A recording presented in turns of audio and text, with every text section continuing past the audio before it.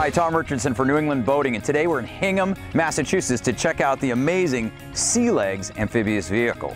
Now, on the water, the Sealegs performs pretty much like a standard rigid-hulled inflatable, but it has one very special feature that sets it apart from other recreational boats, and that is a set of wheels that allow the operator to drive the boat in and out of the water, pretty much anywhere. Right now, we're going to launch this Sealegs with the help of Josh Trout, head of North American Sales, and take it for a spin on Boston Harbor. Let's go. Permission to come aboard, sir. Come on around the back. This is it, huh? This is Sealegs. Why don't you hop in the driver's seat there? Oh boy, I've always been curious about this. I don't want to call it a boat. It's an amphibious vehicle. How do you start it up? So right here on the dash, we've got a key. Literally, you're just going to turn it to the right. That's going to start up our inboard motor. So on the back of the boat here, we've got a Honda engine. What horsepower, by the way? 24 horsepower. Okay. So once that's running, that's going to provide power for our hydraulics. And those hydraulics allow us to drive the boat as well as lift and lower it anytime we want to do it. So tell me how the throttle works. So really simple. Once you're started up with the key, you've got an inboard throttle here. This lever, just pull it down and get the idle speed set. Yep. Moving across. We've got a control here, and that's what's going to control forward and reverse when we're on land. So literally picking this stick up, pushing it forward, or pulling in reverse is going to be forward and reverse for you. And then the steering, same thing as if you were driving the boat in the water with the outboard. We've tied the outboard motor and the front wheel together so that it makes everything really simple, less things for you to do. Check it out, I'm driving a boat! So why don't you give that key a turn? Just one click over to the right. That's it. Just like starting up a car. Same thing. So, no offense, but we're right in front of this, well, I guess less than idyllic launch ramp where I really wouldn't feel comfortable launching my trailerable boat, but with the Sealegs? No problem. All right, so as you're getting ready to go in the water, let's get your hand ready on that outboard. So when we turn into a boat, we're ready to propel ourselves like a boat.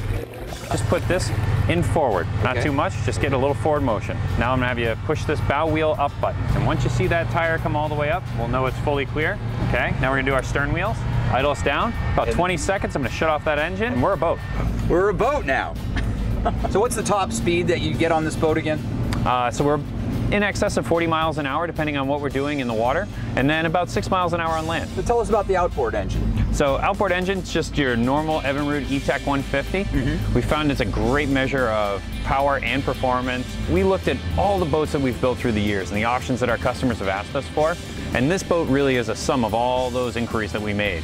So we look at it and say, all right, the 150 engine, really efficient, tons of power, awesome. GPS chart plotter, a VHF, and a AM/FM stereo with an iPod dock. From there, we've got headlights, we've got spotlights on the back of the boat here, and a swim ladder, and it's really easy to get in and out. How many passengers can this hold? I can say I can get 8 people my size in this boat, no problem. And the seats are, you know, top quality, they're really comfortable. Now how about in terms of biminis and things like that? You got a bimini mount right here. I thought that's what that was. It takes less than 5 minutes to put up, and stows down on the boat, so you never have to remove it if you're actually going to use it. Where does the technology come from? Is it a military background, or is it just some inventor? It was an inventor, and he always tells a funny story. He said, you know, as a kid, going through the airport, I'm lugging my dad's briefcase and his suitcases and everything through. And finally somebody said, let's put wheels on the luggage, and things got a lot easier. Well, Sealegs is a lot like that. The idea was born. 10 years later, 800 boats in 45 countries, here we stand. Yeah, well, here we float. Couldn't resist. So we're just gonna take it right here and we'll head out of the harbor.